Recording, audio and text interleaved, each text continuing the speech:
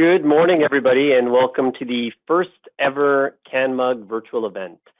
I appreciate you all taking the time from your busy schedules to attend the presentation today.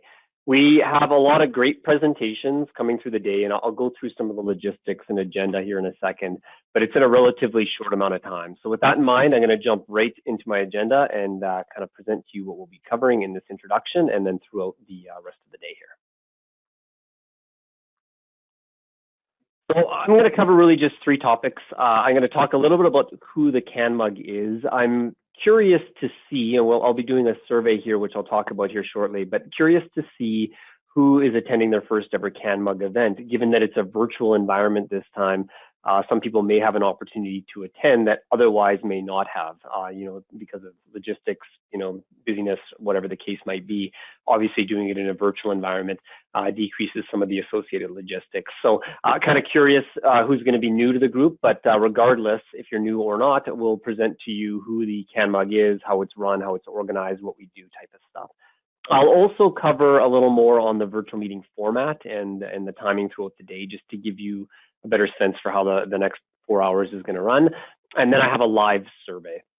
The live survey, we've done this in the past. It's an opportunity for us to understand who's attending, right? So I've got some basic questions. You'll be able to see the survey results dynamically on screen if you respond to it. But in order to participate in the survey, you'll either need to go to the URL shown on the screen, or if you're QR savvy, you can just scan the code there, and we'll get set up, and I'll do the survey at the end of the slides I have. So if you just want to get prepared, you can do it on your phone, your smart device. You can do it on a browser window, anything that can connect to a URL essentially. And I'll do a survey here at the end of this presentation. So if you want to get geared up for that, we should be able to do that at the end. Before I get any farther, I want to acknowledge and thank our sponsors very much for enabling us to have what used to be live meetings in person, which is now a virtual event, but nonetheless, their sponsorships are very important to the group. They're the reason that we can truly have these type of events. So I want to thank IBM, Interlock, BPD Zenith, Electra, Maintenance Group Inc., OnTrax, CIM, TrianMax, and P2 Insight. We'll actually be hearing from these sponsors through our presentations. As we transition from presentation to presentation, we've allowed our sponsors to provide us with just a short video, like a 1-minute video, just giving you guys an overview of what they do. But these companies all add value in the Maximal community, whether it's through their products or services. So I truly hope that you'll find that interesting to see what they do offer if you're not familiar with these companies already. In terms of format, for those who have attended a past meeting, this is going to be a bit different. We're in a different environment in 2020. Everybody knows that. But we're still trying to accomplish many of the goals, but we're not able to accomplish them all in a virtual meeting. So some of the things that we hope that we'll get some value out of are end user presentations. So that was something historically that's always sought after at our meetings. Being able to hear how another end user, another company is using Maximo, hearing about some of the cool things that they've done or some of the challenges that they've overcome. We still have that today. So we've got some great end user presentations. I'm very much looking forward to seeing them myself. We'll also have Q&A to those presenters. So I'll talk about the format here in a few slides, but you still will have an opportunity to ask a question, get an answer from some of the speakers. And then on, from an IBM Maximal perspective, we're still getting our kind of roadmap, what's new. So we have Kim Woodbury, who will be presenting on the Maximal application suite, or Maximal 8, and she'll talk more about that, but giving us some of that information that we all want on, what's kind of coming with Maximal, what's changing, and Kim will be able to cover some of that content. Unfortunately, what we don't get, and we're hoping we'll get again in 2021, although none of us have a crystal ball, but let's hope that we can get back to quote unquote normal and attain some of the other benefits that we used to get out of the CanMUG. So some of that informal networking, right? I know that's something a lot of us get a lot of value from, right? Meeting people at the conference that have done things that you've done or are going to be embarking on a mission that maybe you're looking at as a company, swapping business cards, building those personal contacts. Again, tough to do in a virtual environment. That's just the reality of it. But hopefully in 2021, we'll get back to that. Our optional training workshops, we used to get 60, 70 people attending these training workshops that were, very, very cost-effective ways to learn about, other areas of Maximal. Again, tough to do in this environment, but hope to in 2021. And our sponsor expo, getting to meet these vendors face-to-face, demo their products, talk about their services.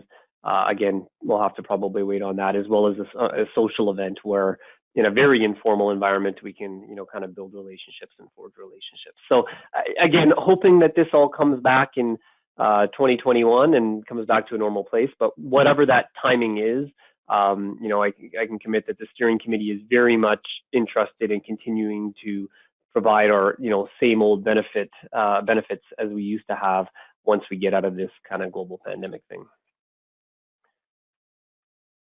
For those of you who are new to the Canadian Maximal User Group, I'll give you a bit of background. The CanMUG was started in 2002 with 3 basic objectives, and those objectives really haven't changed. Again, in a virtual environment, we're not exactly able to achieve them as well as we'd like, but nonetheless, the objectives of the group remain the same, right? To create a network of Maximal users, peers, and subject matter experts. That's a big part of our group's, mission, is to create a community, a true community where you can lean on each other, learn from each other, help each other as you're on a different journey, whatever the circumstance might be. But, create that network, create that quote unquote Maximal community, to provide a forum to share ideas and best practices. And we get some of that just through the presentations, and you'll get that today, I think, through some of these end user presentations. And again, you'll get more if you can attend a meeting in the future. And then education and training. And as I mentioned, can't really do that as effectively in a virtual environment. But again, we'll be back on the table for once CanMUG becomes an in-person conference, as it has been in the past. The CanMUG is run by a steering committee. And I should probably point out that, the steering committee, everyone's a volunteer. No one is paid anything from CanMUG. It's a not-for-profit organization.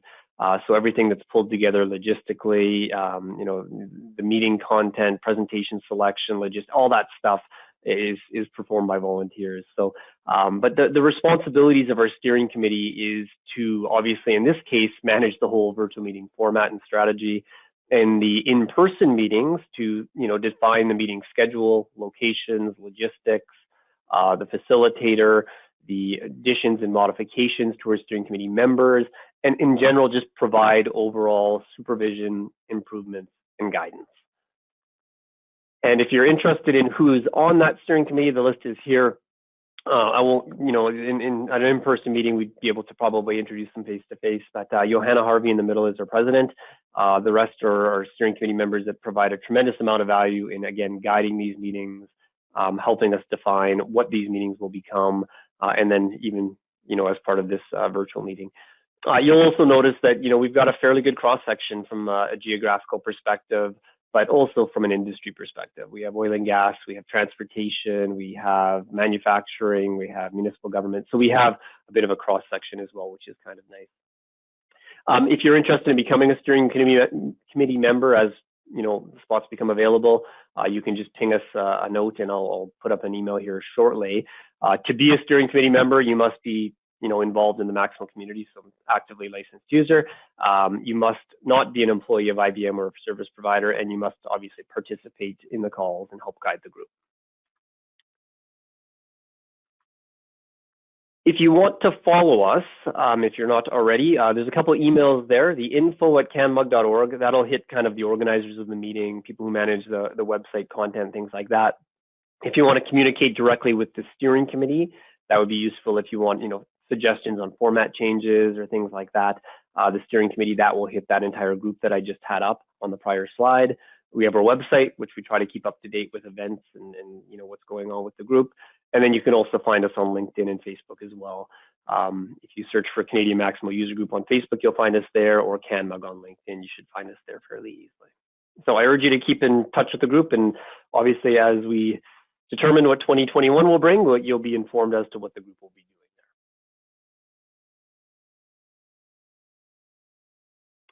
Just a couple quick logistics before we get into the agenda. The meeting will be recorded, so we will make this available to folks, after, and we'll kind of parse it out. Questions for the presenters are going to be entered in the question chat section. So if you want to ask the presenters a question, in your little toolbar that you get with GoToMeeting, there should be a questions chat section. You can type those right in there. What I'll do is after the presentation, I'll kind of facilitate that with the presenter, and I'll ask those questions to them and hopefully get them answered in an adequate way. And in some cases, might have to take those away. And if that's the case, we can find out your contact information and deal with that. There will be a break countdown displayed during the designated break times. Given presentations sometimes finish early, a little bit late, whatever it might be, we can be dynamic with that. But we'll put up a break countdown so that you kind of have an understanding of how much time you have to go hit the restroom, grab a coffee, whatever it might be, deal with your emails and so forth. So we will put that up so you can just keep that window open, and should give you an indication of when the meeting is starting back up. And then below here, you'll see the timing for the presentations that was provided throughout the communications. That is obviously shown in Mountain Time, as it says there. If you're in Eastern Time, just add a couple hours. But hopefully everybody will be able to stick through this. And it's a long day, but I think you're going to get a lot of value out of the presentation. With that, I'm going to move into the survey. So hang tight for 1 sec. So you should be able to connect now using either the QR code on the screen, or if not, you can go to your smartphone device, go to wooclap.com/CanMUG, and either one should get you to a page, and I will just fire up the interface for that. I'll just leave this up for another 10 seconds in case you're using the QR reader.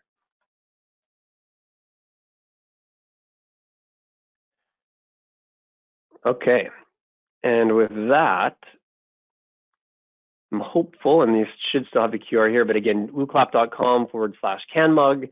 And again, what we're trying to do here is just get an understanding of the group profile, who's online, who's available. And I can see a number in the bottom right of my screen as to who's been joining. So we've got 73 folks so far, so I'm going to kick it in and start. So first, I want to make sure this thing's working. So it's a pretty simple question. Are you able to see and answer this question? Now, one thing I want to point out, if you hit yes, there's a submit button you have to also hit. On my phone, I kind of have to scroll down to find it if it's done on my phone. If you're on a web browser, it's probably much easier. Well, this is good news because I was expecting no one to hit no, because if they hit no, then they would actually be able to see the question, which would be extremely confusing. So that's good news. It looks like most of you are connected. I see 87 people on. Perfect. With that, I'm going to move to the next one. So want to just understand, how many CanMUG meetings have you attended, not including this one? Well, I guess this is my first meeting, but is this your second meeting, 3 or more? Trying to understand how many folks are kind of new to this. We expected a little bit higher kind of first turnout folks, just because it's virtual, right? I mean, you don't have to jump in a car, jump on an airplane, whatever it might be to get to the meeting. So I thought maybe logistically it'd be a little less challenging. But actually what I'm seeing here right now is about 70% of the folks that are online have attended a meeting, which is also great. It's good that people are still continuing with the group and still interested in supporting it. I will make these results available after the meeting with the rest of the content. Excellent. Okay, industries. Curious what industry your company is in. So this just gives us a profile for who's on this, who's on the virtual meeting. So, what industry does your company represent? Maybe government, oil and gas, transportation, whatever it might be. Got a pretty heavy government, transportation, oil and gas. They make up a lot. Electric utility, power generation, education's up there as well, a little bit of manufacturing. And again, don't forget to hit the submit button if you haven't on the bottom of either your phone or on the web page, just to give you to actually formally submit that question in. Great. 11% is others. I'll probably try to collect some of that. Some of that might be service providers, IBM, that aren't, I guess, probably reflected in here, but the rest of you seem to be a lot of oil and gas, government, transportation, and electric utility. That's great. I want to know from you if your Maximo is seen as a critical application in your company, right? And this is something that's come up in meetings in the past. People have talked about Maximo. Some people are saying, Maximo is not seen as a critical application, or not really sure if upper management is seeing it as a critical application. Just trying to get a sense of how critical Maximo is seen to be in your organization.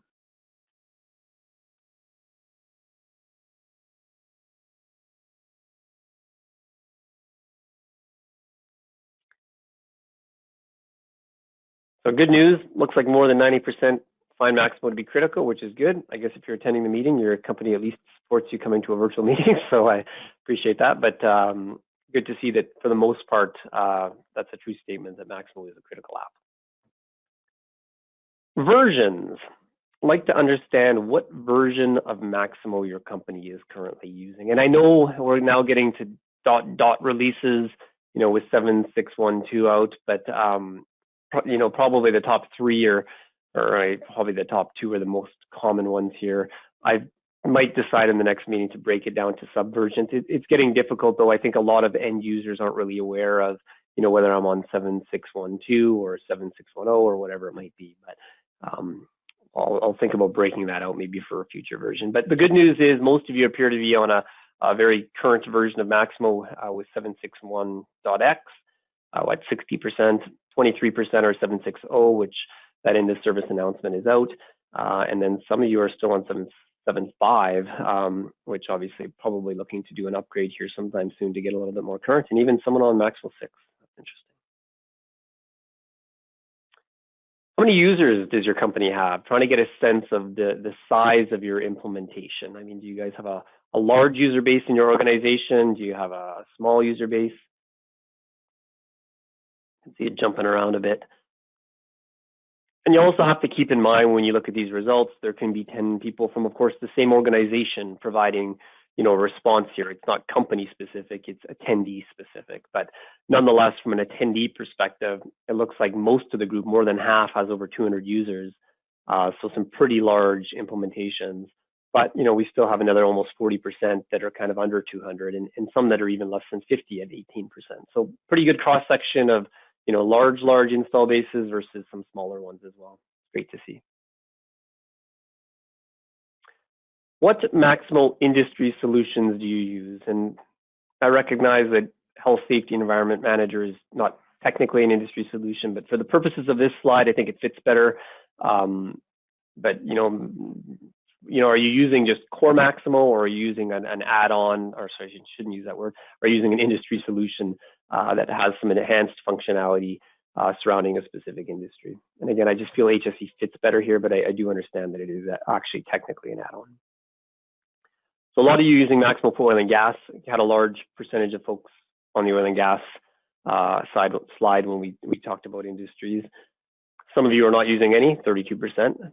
That's fine. If you're not in one of these industries, it may not be suitable for you anyway. And then utilities, HSE, and transportation. And actually, we have one on every category here, which is good to see. There's a lot of people using different industry solutions on this call. What do you use Maximo for? And you can pick more than one here, but trying to understand, are you using Maximo just for, work and asset management? Do you use it for inventory, procurement, HSE, your IT service desk? What are you using it for? And it's been pretty consistent, work and asset management. We've done these in live meetings, make up the bulk. But also interesting to see inventory and procurement, how many folks are doing that inside of Maximo versus maybe your ERP or a secondary system, how many are using HSE. So it's pretty consistent with what I've seen in the past, a lot of work asset management, little less with the inventory, and then procurement drops a little bit more, probably because of ERP usage on the procurement side. And a little bit using for IT asset management, which is great to see also. Excellent. And now add-ons.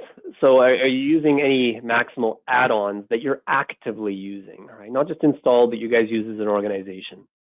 A little bit on Maximo Mobile. And that one I'm saying third party, not produced by Maximo versus anywhere, which I'm, and I guess I could have put every place there as well, but trying to understand which is the IBM versus not. But I have another slide that breaks that down a little bit more. Linear, calibration, scheduler. A lot of people using scheduler. We've got 22 respondents that are using scheduler, 22 using anywhere. So quite a few of you using some of these add-ons.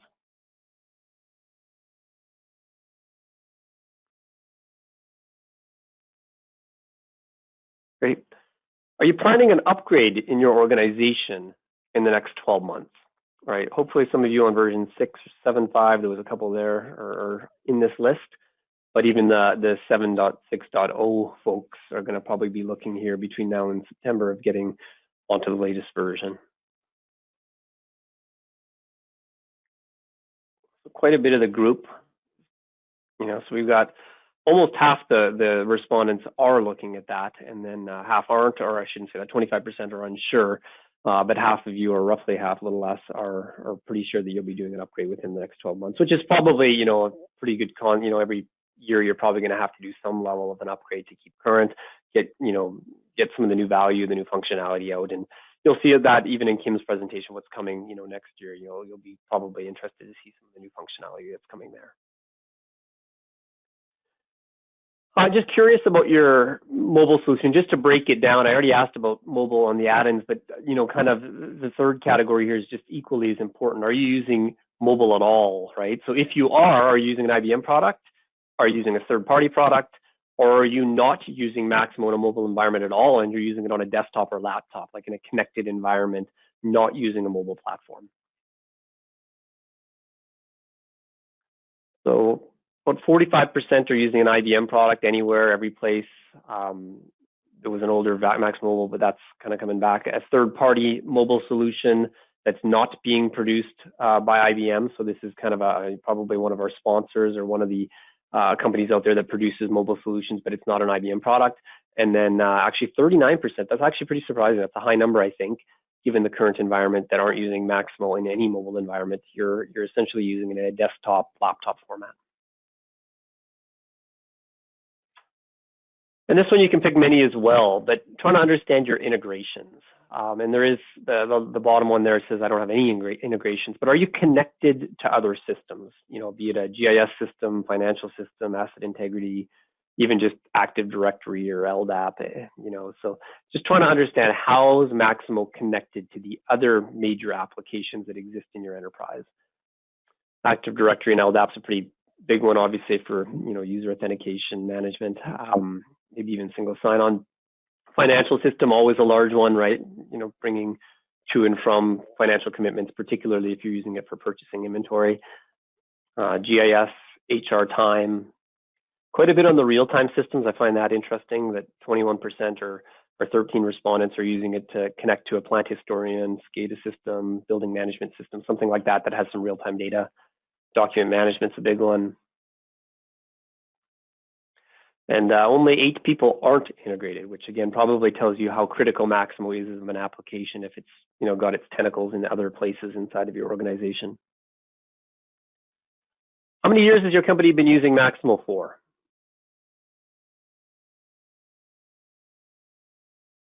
A lot of you are 10 plus. A couple that are in the first year, and then a lot of you in kind of the 2 to 4 as well. So actually 80% of the group right now is 5+ years. So it's been using it for quite some time, but there's still a substantial in the kind of 2 to 4 year range, but it shows you different levels of experience, obviously, with the Maximo application in this group. I'm curious if your company is using work centers. So there's some, I guess I shouldn't call it new because it's been around for a while, but there's work centers, there's inspections, but kind of the new modern look and feel and interaction that you can have with Maximo in that environment. And in a connected environment, even works really well on mobile devices and so forth. This number has been slowly climbing over the years, which is good to see that more people are getting involved in using it. So it's kind of nice to see that some of the new modern look and feel is getting adopted out there. It's great. And then where are you located? I'm just interested in the representation across the country right now. And I have to scroll up and down in alphabetical. So I guess it's not because I see Saskatchewan down there. Sorry, Saskatchewan. 50% from Alberta, 10% in BC, 35% in Ontario, and that actually lines up pretty well to our meetings, right? So probably just the users that we have and the membership that we have. We have obviously a Toronto meeting, we have an Alberta meeting, and we have a BC meeting. So you see those kind of leading the pack, but it's also good to see Newfoundland, Manitoba, Quebec, and then some US as well on there. That's great. And that's it for the survey. And I running just a minute or two late here, so I'm gonna, wrap up that survey. I will include the survey results in the content that's available post meeting, so you will have a chance to get to that. But now, what I'll do is I'll briefly switch over. We'll switch over and hear from one of our sponsors, and then we'll move on to the presentation from Stephen Cook from Vancouver Airport. So hang tight. We'll listen to a sponsor here, and then we'll get going with Steve's presentation.